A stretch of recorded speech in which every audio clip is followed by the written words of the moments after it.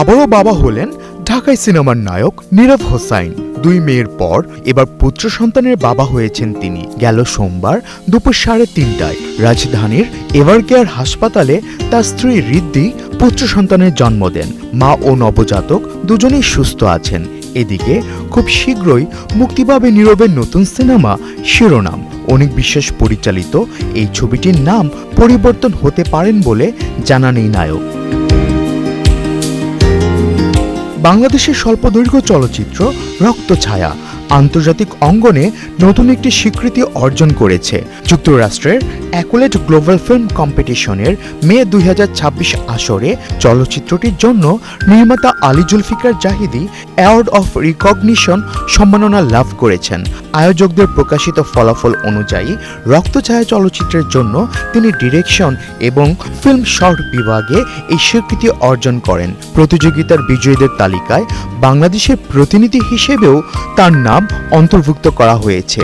অ্যাকোলেড global film competition মূলত চলচ্চিত্র, television এবং নতুন মিডিয়া নির্মাতাদের সৃজনশীলতা ও কারিগরি দক্ষতা স্বীকৃতি দিয়ে থাকে।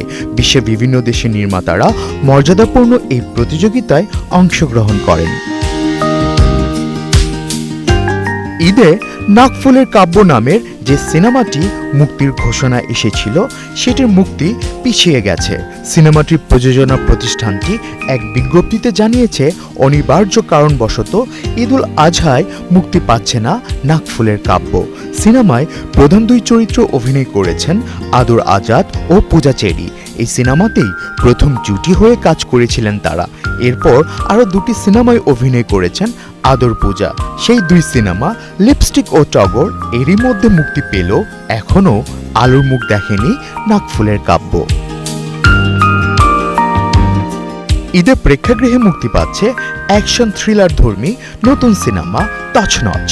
মঙ্গলবার রাজধানীর মগবাজারের একটি রেস্টুরেন্টে সিনেমাটির প্রেস মিটের সময় বিকাল 4টায় নির্ধারিত থাকলেও সন্ধ্যা 6:30টায় শুরু হয়।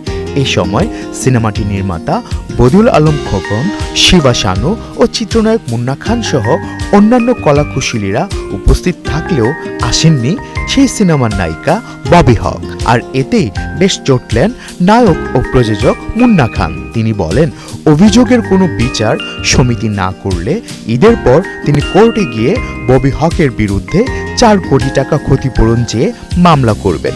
আরও জানান, ববির জন্য সিনেমাটিতে তার অতিরিক্ত 80 লক্ষ টাকা ব্যয় হয়েছে।